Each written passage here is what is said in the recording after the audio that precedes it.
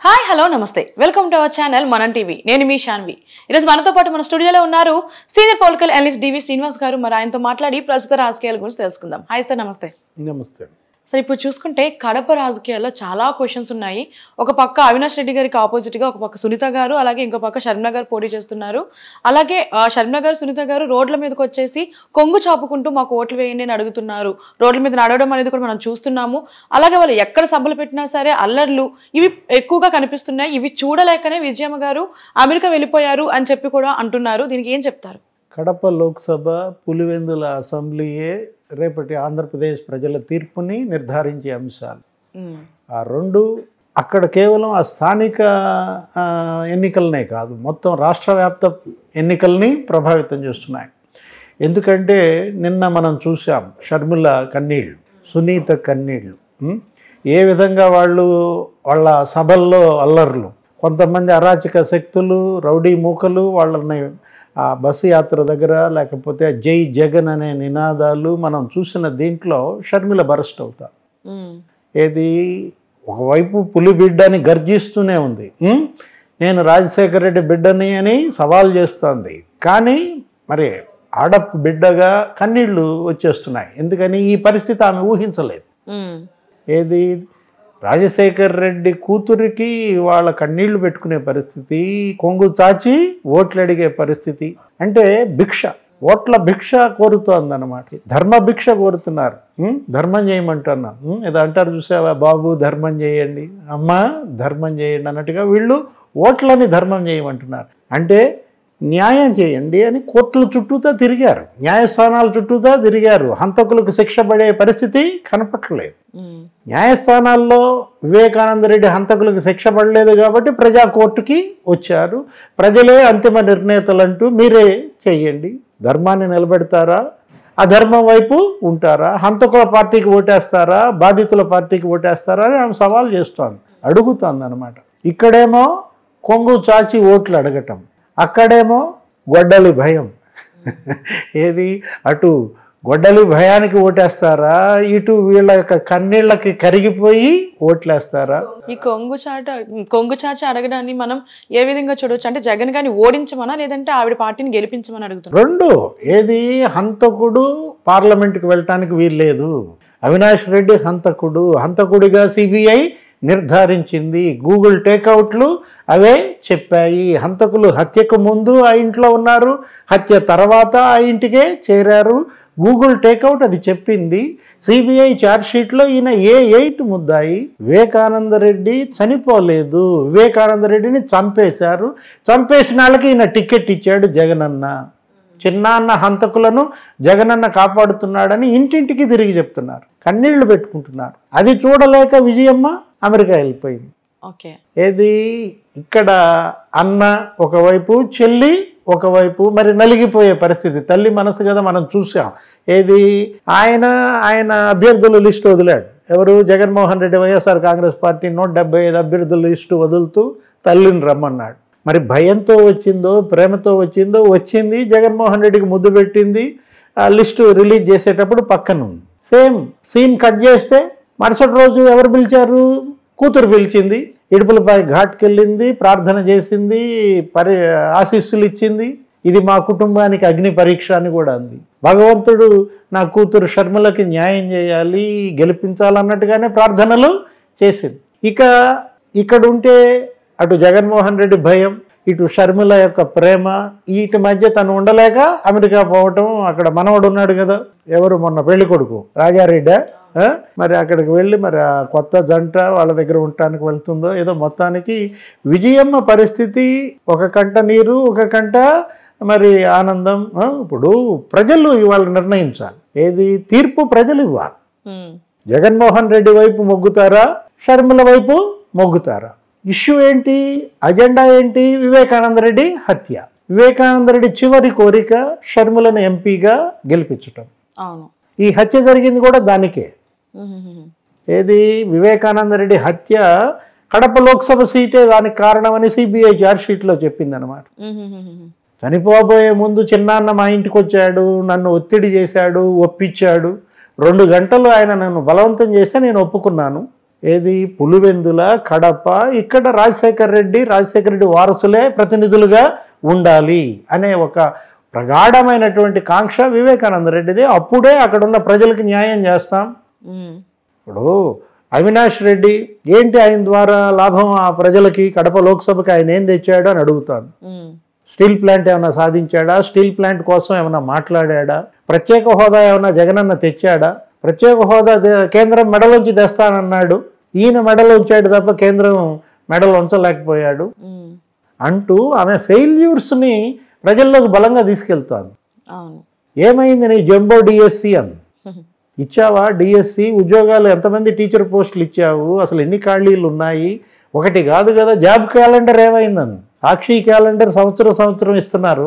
సంక్రాంతి పండగ కల్లా జనవరి 1వ తారీఖు సాక్షి పేపర్తో పాటు క్యాలెండర్ ఇస్తున్నావు. సాక్షి క్యాలెండర్ కాదు, నువ్వు చెప్పిన జాబ్ క్యాలెండర్ ఏమైంది అని ఇట్లా ఫెయిల్యూర్స్ని ధ్వజమెత్తుతోంది. జగన్మోహన్ రెడ్డి వైఫల్యాలను విమర్శిస్తోంది. అసలు ఇతను రాజశేఖర రెడ్డి వారసుడే కాదని, ఏది తండ్రి ఎలా కడపని, పులివెందులని అభివృద్ధి చేశాడు, రాష్ట్రాన్ని అభివృద్ధి చేశాడు, సంక్షేమం ఎంత చేశాడు. ఇప్పటికీ రాజశేఖర రెడ్డి ఇవాళ ప్రజల గుండెల్లో ఉన్నాడు. కానీ జగన్మోహన్ రెడ్డి రాజన్న రాజ్యం తెస్తానని దగా చేశాడు. కంప్లీట్ వైఫల్యాలే కాదు, ప్రజలందరినీ కూడా సంక్షోభంలోకి నెట్టాడు, రాష్ట్రాన్ని అధోగతి పాలు చేశాడంటూ ఆయన హామీలన్నీ కూడా మోసాలని చెప్తాను. ఏది ప్రతి హామీ ఆయన నెరవేర్చలేదని స్పష్టంగా ప్రజల్లోకి తీసుకువెళ్తున్న పరిస్థితుల్లో ఇవాళ షర్మిల భయం జగన్మోహన్ రెడ్డిని వెంటాడుతోంది. అందుకే జగన్మోహన్ రెడ్డి మనుషులు ఇవాళ షర్మిల సభల్లో గొడవలు చేయడం. అంటే షర్మిల గారి సభలో గొడవలు చేయడానికి కారణం ఆయన అభిమానులే తప్ప జగన్ గారు పర్సనల్గా ఏం చేయించట్లేదు అని చెప్పేసి అంటున్నారు. అంటే కంట్రోల్ చేయాలి కదా. ఇప్పుడు జగన్మోహన్ రెడ్డి అండ లేకుండా వాళ్ళు గొడవలు చేయరు కదా. ఏదైనా సరే నీకు ఒక పార్టీ కార్యకర్తలు రోడ్ల మీదకి వచ్చారంటే, ఇప్పుడు జనసేన కార్యకర్తలు రోడ్ల మీదకి వచ్చి గొడవ చేశారంటే అది ఎవరికి చెందుతుంది? పవన్ కళ్యాణ్కే కదా. పవన్ కళ్యాణ్ తను పిలిపిస్తాడు, ఏమని, కౌలు రైతులు ఆదుకోండి అంటాడు. వాళ్ళందరికీ సేవ చేస్తారు. వరదలు వచ్చాయి అందరికీ పంచండి అంటారు. మజ్జిగ ప్యాకెట్లో, మంచినీళ్ళు, కూరగాయలు పంచుతారా? లేదా? పార్టీ అధినేత ప్రత్యక్షంగా చెప్పచ్చు, పరోక్షంగా చెప్పచ్చు, మద్దతు లేకుండా వీళ్ళు వెళ్ళరు కదా. ఏది అవతలు ఉన్నది ఎవరు? రాజశేఖర రెడ్డి కూతురు. రాజశేఖర రెడ్డి కూతురికే ఈ పరిస్థితి వచ్చిందంటే ఇంకా ఏ ఆడబిడ్డకి ఇక్కడ రక్షణ ఉంది? ఒక షర్మిల కన్నీళ్లు కాదు ఇవాళ చూడాల్సింది, ఆంధ్రప్రదేశ్లో ఆడబిడ్డల కన్నీళ్లు చూడాలా. ఇప్పుడు మహిళలంతా ఎక్కడ షర్మిల కన్నీళ్లకి కరిగి ఓట్లు టేస్తారో అని రేపు ఆయన భార్యను దించుతున్నారని కూడా మనం ప్రచారం చూస్తున్నాం. భారతిరెడ్డి గారు రేపు 25వ తారీఖు జగన్మోహన్ రెడ్డి నామినేషన్ ఫైల్ చేసిన దగ్గర నుంచి ఆమె అక్కడే వారం రోజులు మకాం వేస్తారని, ఇంటింటికి కూడా ఆమె కూడా తిరిగి తన భర్తని గెలిపించమని, లేదు తన బావమరిది ఎవరు మరిది మేనమామ కొడుకు అవినాష్ రెడ్డిని గెలిపించమని భారతీయే ఇప్పుడు అక్కడ క్యాంపెయిన్ వైఎస్ఆర్ కాంగ్రెస్ పార్టీ రథసారథి కాబోతుంది. అంటే సవాళ్ళు ఇప్పుడు ఎవరి మధ్య? వదిన మరదళ్ళ సవాల్. ఇప్పుడు మరదళ్ళు ఇద్దరు ఇవాళ తిరగబాటు. ఏది అన్న మీద తిరుగుబాటు, వదిన మీద తిరుగుబాటు. ఇవాళ ఏంటి? వాళ్ళకి అన్యాయం జరిగింది, వాళ్ళు నష్టపోయారు. జగన్మోహన్ రెడ్డి షర్మిలను గోడకేసి కొట్టాడంట. అది నిజమా? అది చెప్పాలా? ఏది నేను కొట్టలేదని ఆయన చెప్పాలి, కొట్టాడని ఈమె చెప్పాలి. ఇవాళ అది ఎవరు తీసుకెళ్తున్నారు? జనసేన పవన్ కళ్యాణ్ 2-3 సార్లు అన్నారు. ఏ అన్న అయినా చెల్లిని గోడకేసి కొడతాడా? ఇప్పుడు చెల్లి వచ్చి ఆస్తిలో వాటా అడిగింది అనుకో, ఆమె వాటా ఏదో ఆమెకి ఇస్తారు. తండ్రి చెప్పుంటాడు కదా, ఈ వాటా నీది, ఈ వాటా వాళ్ళది అని. అమ్మ ఇంకా బతికే ఉంది కదా. వాళ్ళ ఆర్థిక పరమైనటువంటి విభేదాలు ఏమున్నాయి? ఎందుకు ఇవాళ షర్మిల జగన్మోహన్ రెడ్డి మీద తిరగబడిందంటే దీనికి అనేక కారణాలు. విజయసాయి రెడ్డి ఏమంటున్నాడు? అదేదో కుటుంబ వ్యవహారం అంటున్నాడు. ఆమె ఏదో చారిత్రాత్మక తప్పిదం చేసింది కాంగ్రెస్ పార్టీలో చేరి అని ఒక ఛానల్కి ఇచ్చిన ఇంటర్వ్యూలో విజయసాయి రెడ్డి అంటాడు. అంటే విజయసాయి రెడ్డి అతని స్థాయి ఏంటి? అతను రాజశేఖర రెడ్డి కూతురునే విమర్శించే స్థాయి. ఇప్పుడు రాజశేఖర రెడ్డి ద్వారా ఎదిగిన వాళ్ళు వీళ్ళందరూ కూడా, రాజశేఖర రెడ్డి పెంచిన మొక్కలు వీళ్ళంతా. ఎవరు? విజయసాయి రెడ్డి కావచ్చు, జగన్మోహన్ రెడ్డి కావచ్చు, వీళ్ళందరూ కూడా ఆయన బొమ్మతో కదా వీళ్ళు వచ్చింది. అలాంటి రాజశేఖర రెడ్డి కూతురునే చారిత్రాత్మక తప్పిదం చేసిందని. ఎవరిది చారిత్రాత్మక తప్పిదమో చెప్పాల్సింది విజయసాయి రెడ్డి కాదు, జగన్మోహన్ రెడ్డి కాదు, ప్రజలు. ఇవాళ బంతి ఎక్కడుంది? ప్రజా కోర్టులో ఉందన్నమాట. అంతిమ నిర్ణేతలు ప్రజలే అని చెప్తోందన్నమాట. ఇప్పుడు ఇది కుటుంబ వ్యవహారం కాదు అని ఆమె ధీటుగా సమాధానం చెప్పింది విజయసాయిరెడ్డికి కూడా. ఏది? ఇది మా కుటుంబ వ్యవహారం కాదు, వివేకానంద రెడ్డి హత్య వ్యవహారం. హత్య కుటుంబ వ్యవహారమా? ఎవరు చంపారు అనేది అది కుటుంబ వ్యవహారమా? ప్రజానాయకుడు వివేకానంద రెడ్డి, ఇంటింటికి పులివెందుల్లో కడప జిల్లాలో కనెక్ట్ అయినటువంటి వివేకానంద రెడ్డి ఏ ఇంట్లో ఏ ఇబ్బంది వచ్చినా వాళ్ళని తీసుకువెళ్ళి కలెక్టర్ ఆఫీస్లో, ఆర్డీఓ ఆఫీస్లో వాళ్ళ భూతగాదాలు పరిష్కరించినటువంటి మా చిన్నాయన ప్రజానాయకుడు. ఆయన హత్య అది కుటుంబ విషయం కాదు. నేను కాంగ్రెస్ పార్టీలో చేరడం కుటుంబ విషయం కాదు. ఇది జనానికి సంబంధించిన అంశం, జననేత హత్యకు సంబంధించినటువంటి అంశం. జనమే తెలుస్తారు. దీని యొక్క నిర్ణయం జనమే తీసుకోవాలి. కాబట్టి జనం కోర్టులోకి నేను వచ్చానని ఒక లాజిక్గా మాట్లాడుతోంది ఎవరు? షర్మిల. లాజిక్ లేకుండా జగన్మోహన్ రెడ్డి, వైఎస్ఆర్ కాంగ్రెస్ పార్టీ నేతలు విమర్శిస్తున్నారు. అవినాష్ రెడ్డి ఏమంటాడు? నిన్న కూడా మాట్లాడాడు. ఏమంటాడు అవినాష్ రెడ్డి? నేనేంటో నా మనస్తత్వం ఏంటో మీకు తెలుసు అంటాడు. నేనేంటో నా మనస్తత్వం ఏంటో మీకు తెలుసు అని ఆయన చెప్పినా ఇప్పటికీ నువ్వెందుకని బాహాటంగా నిర్భయంగా చెప్పలేకపోతున్నావు?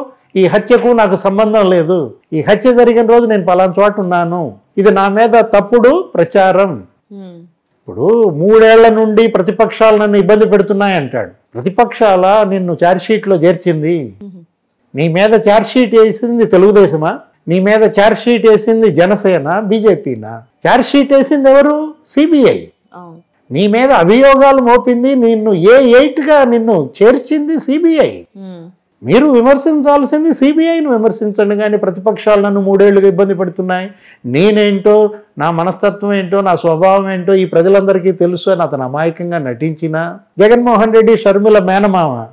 ఆయనే చెప్పాడు కదా, రవీంద్రనాథ రెడ్డి అతను ఎవరో తుడుస్తున్నాడు, ఎర్రగంగిరెడ్డి రక్తం గడుగుతున్నాడు, కట్లు కడుతున్నాడు, పాపం మన అమాయకుడు అవినాష్ రెడ్డి నిలబడి చూస్తుండిపోయాడు, చేసిందంతా గంగిరెడ్డే అని ఆయనే బాహాటంగా మైక్లో చెప్పినప్పుడు పక్కనే ఉన్నాడు అవినాష్ రెడ్డి. అవును. దాన్ని ఏమైనా ఖండించాడా? వెంటనే లేచి మైక్ తీసుకున్నాడా? రవీంద్రనాథ్ రెడ్డి దగ్గర మైక్ తీసేసుకుని లేదు ఆయన చెప్తోంది కరెక్ట్ కాదు, నేను అక్కడ లేను అని చెప్పాలి కదా. నాకు దీనికి సంబంధం లేదు అని నువ్వు బాహాటంగా ప్రకటించాలి కదా. ప్రతిపక్షాలు ఏదో నన్ను ఇబ్బంది పెడుతున్నాయంటే అందుకే ఇప్పుడు ఆయన ఏదో అభ్యర్థిని మారుస్తున్నారని, ఆయన బదులు ఎవరు అభిషేక్ రెడ్డిని రంగంలో దించుతున్నారని నిన్న షర్మిల కూడా చెప్పింది. ఏమని? నేను గెలిచాను, హంతకుడిని మారుస్తున్నాడు అంటే అర్థం అతను హంతకుడు అని జగన్మోహన్ రెడ్డి ఒప్పుకున్నట్టే కదా అని చెల్లె అంటోంది. అవును. కడప ప్రజలు, పులివెందుల ఓటర్లు ఇవాళ వాళ్లే డెసిషన్ మేకర్స్, డిసైడింగ్ ఫ్యాక్టర్. ఎవరి వైపు న్యాయం ఉంది, ఎవరి వైపు అధర్మం ఉంది. గొడ్డలి భయంతో ఓటేస్తారా? షర్మిల కన్నీళ్లకు కరిగి ఓటేస్తారా? పరారైన విజయమ్మ తిరిగి వచ్చేలా చేస్తారా?